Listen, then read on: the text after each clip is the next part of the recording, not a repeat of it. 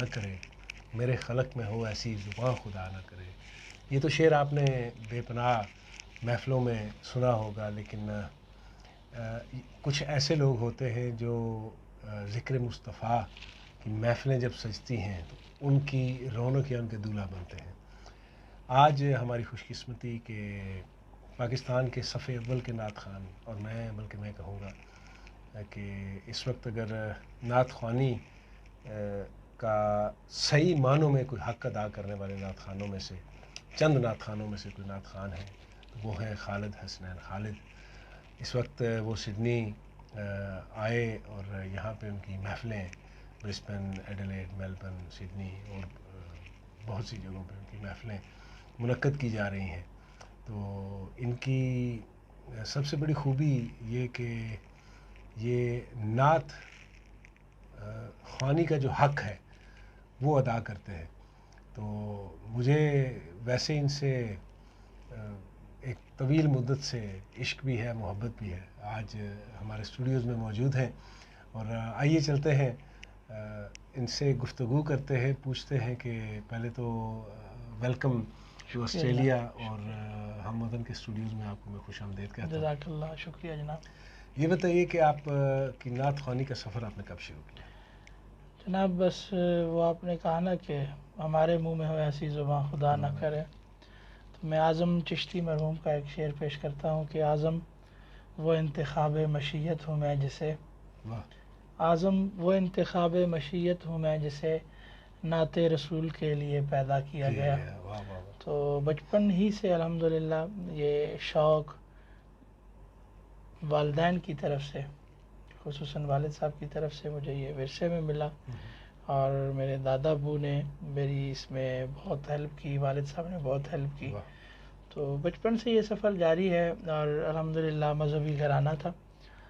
استاد جی استاد میں نے والد صاحب سے ہی سیکھا ابتدائی طور پہ، چونکہ انہوں نے اس فیلڈ میں والد صاحب کا نام ہمارے ناظرین محمد ایوب، ان کی ڈیتھ ہو چکی ہے 91 میں. تو آمین آمین.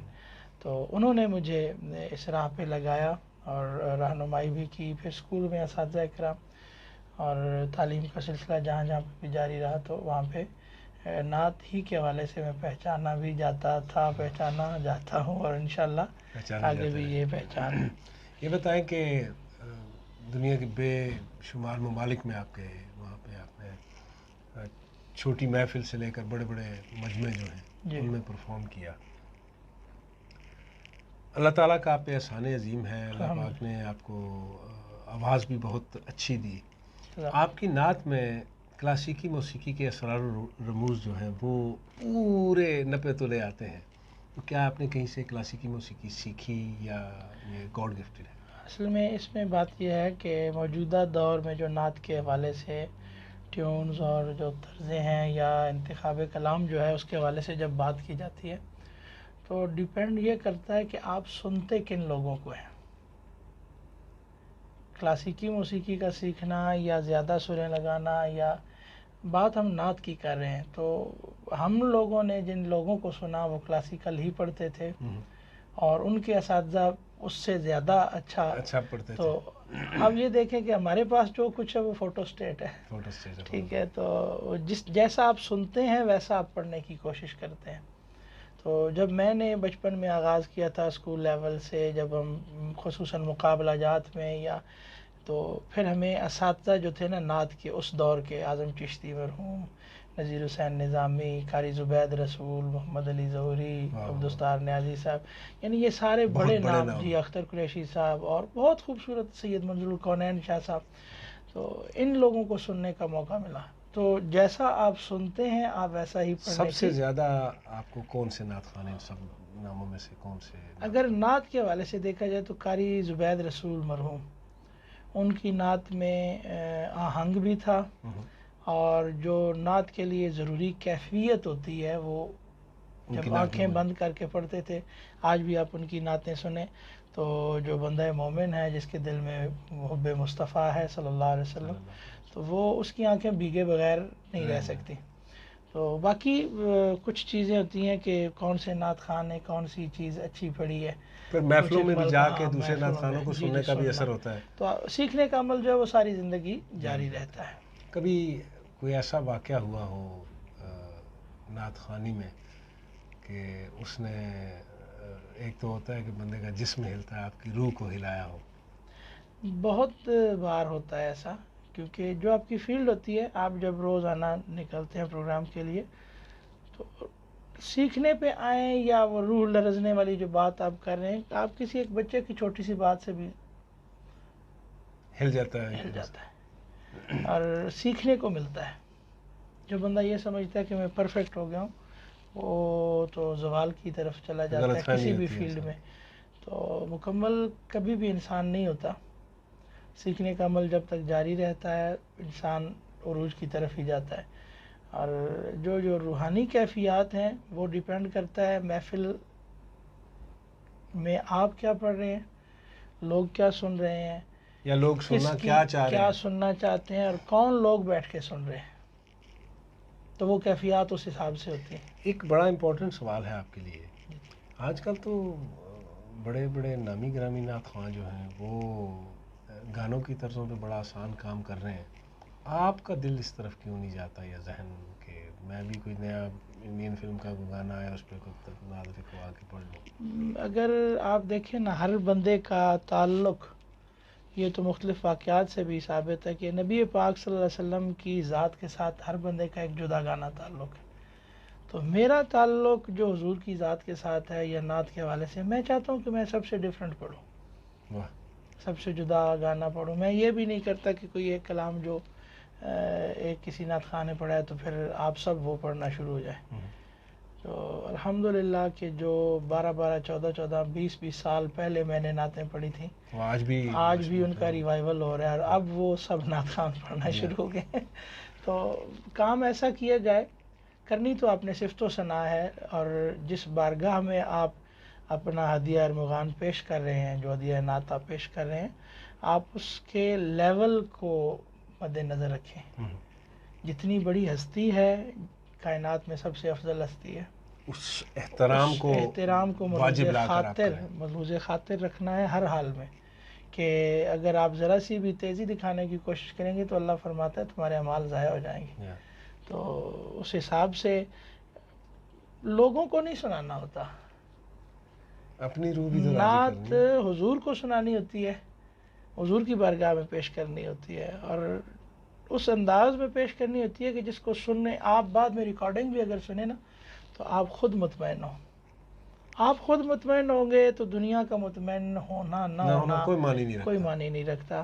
آپ دیکھیں کہ کتنے ہی عاشق حضور کے ہوئے ہیں، بہت سارے ایسے بھی ہوں گے کہ جن کے ہمیں نام بھی نہیں پتا، لیکن بارگاہ رسالت میں وہ ایسے مقبول ہوں گے کہ تو اس راہ پہ مٹ جانا بھی بڑی بات ہے۔ ایک اور سوال آتا ہے کہ یہ بھی بڑا ہی اہم سوال ہے، میں اصل میں تھوڑے سے ٹیڑھے سوال آپ سے اس لیے کر رہا ہوں کہ ہمارے جو سننے والے لوگ ہیں، جہاں تک پیغام جا رہا ہے، کچھ لوگوں کی، بے شمار لوگوں کی غلط فہمیاں بھی ہوتی ہیں، ان چیزوں سے دور ہوتی ہیں غلط فہمیاں۔ تو سوال میرا یہ ہے کہ بہت سے نعت خوان جب انہیں محفل کے لیے فون کریں تو وہ بڑی لمبی چوڑی ڈیمانڈز کرتے ہیں، آپ کی کیا ڈیمانڈ ہوتی ہے؟ ڈیپینڈ کرتا ہے کہ کوئی ڈیمانڈ کیوں کرتا ہے۔ ویسے نہیں کرنی چاہیے، لیکن بعض اوقات جو بلانے والے ہوتے ہیں وہ وعدہ کچھ اور ہوتا ہے، اور مثال کے طور پر ٹائم کے حوالے سے ہی کہ اب 10 بجے آپ کو پڑھا دیں گے، 9 بجے پڑھا دیں گے، 8 بجے پڑھا دیں گے، وہ ساری رات آپ کو بٹھائے رکھیں گے؟ ساری رات بٹھائے رکھتے ہیں۔ ہم لوگ اگر 10 منٹ لیٹ ہو جائے تو وہ کہتے ہیں کہ پروگرام کہاں پہنچ گئے، کیوں لیٹ ہو گئے۔ تو ہم لوگ وقت کی پابندی کرتے ہیں، ہمیں معلوم ہے کہ پروگرام پہ پہنچنا in time, on the time جو آپ پہنچ جائیں تو وہ اچھا ہے۔ تو کوئی بھی چیز جب معاشرے میں رواج پاتی ہے تو اس کے پیچھے کچھ عوامل ہوتے ہیں، کچھ وجوہات ہوتی ہیں۔ تو ڈیپینڈ کرتا ہے کہ کون ہے اور کیا ڈیمانڈ کر رہا ہے۔ یہ بڑا اچھا جواب دیا موضوع آپ نے۔ کوئی ایسا نعت خان سید زبیر مسعود صاحب کے ساتھ آپ کی بہت سی چیزیں ہیں، دوستی تو ہے لیکن دوستی ہے، اس وجہ سے ان کے ساتھ اور الحمدللہ میں شاہ صاحب کے ساتھ ویسے زیادہ دوستی ہے. تو باقی جتنے بھی میرے دوست نعت خواہ ہیں جو فیلڈ میں ماشاءاللہ پڑھ رہے ہیں، پڑھنے کا انداز ہر ایک کا جدا ہے، ہم کسی پہ بات نہیں کرتے، تو سب کے ساتھ میرا اچھا ریلیشن ہے. جتنے بھی لوگ الحمدللہ آپ کسی سے پوچھ لیجئے گا، بعد میں بھی ہمارے ثنا خان حضرات آئیں گے تو سب کے ساتھ اچھا الحمدللہ. بات یہ ہوتی ہے کہ آپ کسی کے ساتھ اچھا بیہیو کریں نا تو وہ بھی آپ کے ساتھ اچھا بیہیو کریں. بات تو یہی پہ آتی ہے نا کہ جب آپ انگلی کسی کی طرف ایک کرتے ہیں تو 3 آپ کی طرف واپس آتی ہیں. بالکل. تو اگر آپ ہاتھ اس طرح کرتے ہیں تو وہ بھی یہ دعا کے لیے آپ کے لیے ہاتھ اٹھاتے ہیں. بالکل بالکل یہ بات. سید زبیر مسعود شاہ صاحب کے ساتھ آپ کی کچھ نعتیں، کچھ عارفانہ کلام جی جی بہت ہی زیادہ مقبول ہوئے، اور میرے خیال میں نعت یا کافی سننے والے لوگ جو ہیں، میرا نہیں خیال کوئی ایسا بندہ ہو جس نے نہ سنا ہو. جی بہت زیادہ ڈیمانڈ بھی اس کی بہت ہوتی ہے، کسی محفل میں اکٹھے ہوں تو پھر لوگوں کی ڈیمانڈ ہوتی ہے کہ آپ دوبارہ مل کے پڑھیں. آپ کی جگل بندی، وہ جو آواز کی ایک مطلب اس طرح فی البدیہہ آپ کوئی ریہرسل کرتے ہیں اس سے پہلے یا فی البدیہہ ہوتا ہے، کوئی ریہرسل نہیں ہوتی. اور آپ یہ بات سمجھ سکتے ہیں کہ آوازوں کا جو ڈفرنس ہوتا ہے، یا اسکیل آپ کا مختلف ہے، میرا اسکیل اور ہے، شاہ صاحب کا اسکیل اور ہے، تو ان دونوں کو ملا کے ہم دونوں کا جو مینیج کرنا ہے وہ بہت مشکل بات ہے. اپنا کلام پیش کرنے کے بعد وہ بھی پڑھ لیتے ہیں، میں بھی پڑھ لیتا ہوں، بعد میں پھر جب ہم اکٹھا پڑھتے ہیں اس وقت بندہ آلریڈی تھک چکا ہوتا ہے، گلا جی مسلز ہیں وہ تھکی ہوتی ہیں. تو کوشش کرتے ہیں کہ اب ہم نہ پڑھیں اکٹھا اکثر اوقات، کیونکہ وہ پھر جتنا پڑھیں گے اور اس کی ڈیمانڈ بڑھتی جائے گی. لیکن کبھی کبھی وہ پڑھنا اچھا لگتا ہے اور ان کے ساتھ ایک ریلیشن بھی ہے. لیکن اور نعت خوانوں کے ساتھ بھی کافی دفعہ ہم لوگ اکٹھے مل کے پڑھتے ہیں، لیکن ان کے ساتھ زیادہ مقبولیت زیادہ ملی اس چیز کو. لیکن میں سمجھتا ہوں کہ آج کل وہ مقبولیت سے ہٹ کے وائرل زیادہ آ جاتے.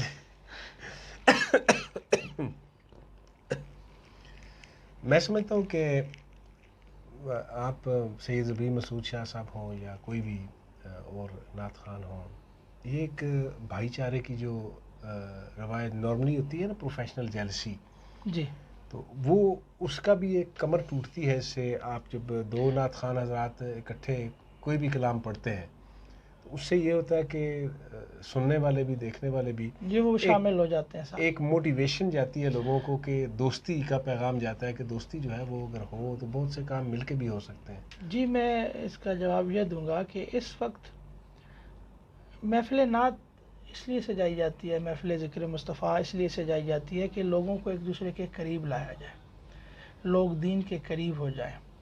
اور اگر ہم جو اس کے پارٹیسپیٹ ہوتے ہیں، جو اس میں حصہ لینے والے ہوتے ہیں، تو اگر ہم آپس میں محبت کے ساتھ پیش نہیں آئیں گے نا، تو جو آڈینس ہوتی ہے وہ مثال کے طور پر کہ ہم 10 بندے بیٹھے ہیں تو ان کی 20 آنکھیں ہیں، وہ 20 آنکھیں 3-4 ہزار بندے کو دیکھ رہی ہیں، اور ان 10 بندوں کو ان 4,000 کی 8,000 آنکھیں دیکھ رہی. تو عوام جو ہے وہ سارا کچھ ہر بندہ فون اٹھا کے جی اس کے علاوہ بھی لوگ دیکھ رہے ہوتے ہیں، لائیو چل رہا ہوتا ہے، لاکھوں کروڑوں میں جا رہا ہوتا ہے. بالکل بھی عوام جو ہے اس بات کا خیال رکھتی ہے اور آبزرو کرتی ہے کہ آپ کے آپس میں ریلیشن کیا ہے، آپ کا ایک دوسرے کے ساتھ بیہیویئر کیا ہے. اور سب سے بڑھ کر کہ ہم جس ہستی کی محبت کا لوگوں کو پیغام دے رہے ہیں، ان کے اسوہ حسنہ پر اگر دیکھا جائے تو آپ نے تو ایسا اخلاق اور ایسا رویہ اپنایا کہ کافر بھی آپ کے اس اخلاق عالیہ سے متاثر ہوئے ہیں اور ہو کر مسلمان ہوئے، اور وہ اسلام انہوں نے قبول کیا. اور ہمیں مذہبی جتنے لوگ ہیں، خواہ وہ نعت خواں ہیں، علماء ہیں، قراء ہیں، نقیب حضرات ہیں، دین کے ساتھ ریلیٹڈ جو بھی بندہ ہے، ہم سب کو زیادہ عمل کی ضرورت ہے. جس طرح سرکار نے اپنا کردار پیش کیا تھا نا مکہ کے لوگوں کے سامنے یا مدینہ طیبہ جب، تو وہ آپ کے اخلاق سے متاثر ہو کے اسلام میں داخل ہوئے تھے. اور میرے خیال میں آج پوری دنیا میں مسلمانوں کو آپس میں قریب کرنے کی اور ان کو قریب لانے کی ضرورت ہے، جو ہم لوگ بخوبی سر انجام دے سکتے ہیں. بالکل دے سکتے ہیں. ایک اور بڑا اہم سوال کہ کبھی ایسا ذہن میں خیال نہیں آیا کہ کاش میں چکوال میں نہ پیدا ہوتا، لاہور ہوتا یا کراچی ہوتا، کسی بڑے اسٹیشن پہ ہوتا تو میں زیادہ پاپولر ہوتا؟ کبھی بھی نہیں ہوا. لگتا ہے آپ کے شہر سے کافی محبت ہے. بہت زیادہ. میں جب بھی پاکستان سے جب کبھی آتا ہوں باہر کسی کنٹری میں، تو کل میں بتا رہا تھا اپنے دوستوں کو کہ جہاز کے دروازے بند ہونے سے پہلے میں یہ سوچتا ہوں کہ میں واپس کب آؤں گا. واو. تو کبھی یہ بھی نہیں ہوا کہ میں پاکستان کے علاوہ کسی جگہ پیدا ہوتا. واہ. کیونکہ میرے رب نے جہاں پہ مجھے بھیجا ہے وہ میرے لیے بہتر ہے. اور اپنے علاقے سے محبت کرنا بھی حضور کی سنت ہے. واہ، یہ بڑی بات کی آپ نے. بہت کم لوگ ایسی بات کرتے ہیں. بالکل اپنے علاقے سے. بلکہ یہ بھی فرمان ہے کہ یہ وطن کی محبت جو ایمان کا حصہ ہے. تو جہاں پہ آپ کے ماں باپ ہیں، ایون مجھے یہ بھی کبھی نہیں ہوا کہ میں اسلام آباد شفٹ ہو جاؤں. میں ہو سکتا ہوں، بہت قریب ہے میرے، آپ کا بھی علاقہ ہے، تو ہم لوگ آپ گجر خان نہیں چھوڑ سکتے. سوال ہی نہیں پیدا. آپ وہ گلی نہیں چھوڑ سکتے جہاں پہ آپ پلے بڑے ہیں اور جہاں پہ آپ کھیلے ہیں. یہ تو ایک نیچرل سی بات ہے. چکوال چھوڑنے کا کبھی سوچا بھی نہیں میں نے. چکوالیو سن لو، تہاڈا نا اتھے آ کے بھی تانوں بھلے نہیں. جی جی بالکل. ایک اہم سوال اور میرے ذہن میں آتا ہے کہ کبھی ایسا ہوا کہ کسی بہت بڑے پنڈال میں محفل نعت جاری ہو، وہاں پہ آپ کر رہے ہیں اور کوئی بندہ وجد طاری ہو گیا ہو یا وہ اپنے آپ سے؟ جی اکثر اوقات ہو جاتا ہے.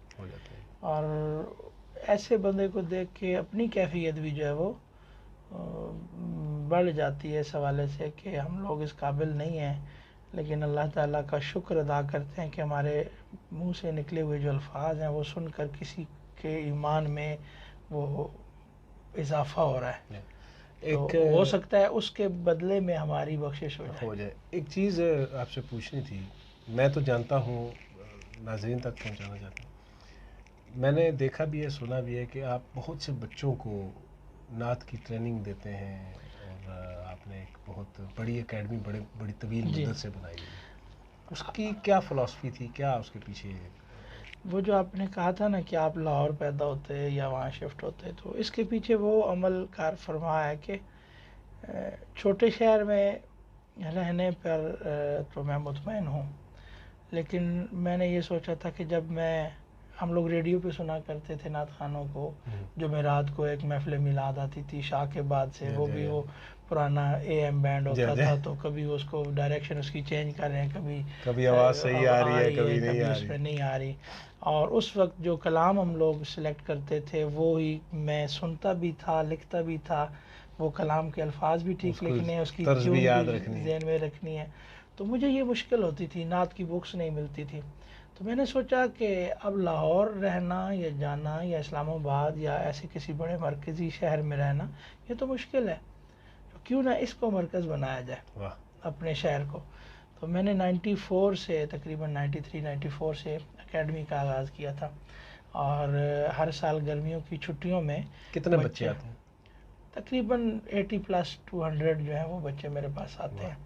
اور اتنے سالوں سے وہ بچے پہلے ہم نے اس کو ریگولر کیا تھا ڈیلی بیسس پہ، پھر ہم نے گرمیوں کی چھٹیوں میں اس کو کر دیا کہ بچوں کو اسکول بھی جانا ہوتا ہے. تو پھر جو یہ چلتا رہا سلسلہ، تو وہ رش بچوں کا بڑھتا رہا. تو ہم نے پھر سوچا، پہلے گھر پہ کرتا تھا، پھر ایک کرائے پہ دفتر لیا، پھر اس دفتر کے بعد ایک کمپارٹمنٹ لیا. تو وہ بڑھتا گیا سلسلہ. جب تو ہم نے پھر ایک جامعہ کا آغاز کیا، جامعہ المصطفیٰ کے نام سے. پہلے جگہ خریدی، مسجد تعمیر کی، مدرسہ تعمیر کیا، تو اس میں ہم نے اکیڈمی کو شفٹ کیا. اب ہر سال گرمیوں کی چھٹیوں میں تقریباً 100 بچے پورے پاکستان سے، ایون باہر ممالک سے بھی.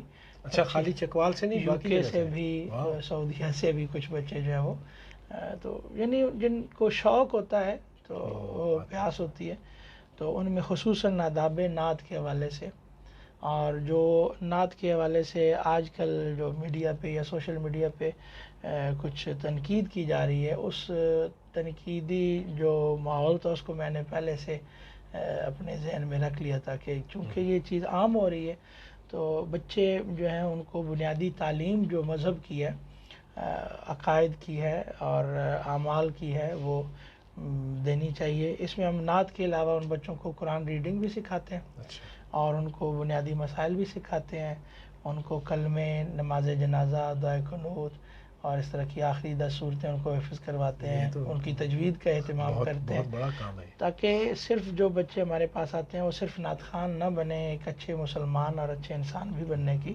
کوشش کریں۔ درس قرآن ہوتا ہے، یعنی ان 24 آورز میں تقریباً 18 گھنٹے ہم ان کو باؤنڈ رکھتے ہیں کہ آپ ان کا یہ شیڈیول اور سختی سے کاربند ہونا ہے، پھر اس کی سند دی جاتی ہے۔ کیا بات، تو اس کا اثر کچھ یہ ہوتا ہے کہ ہر بچہ تو اچھا اس طرح اسٹیج پہ پڑھنے والا نعت خوان نہیں بن سکتا،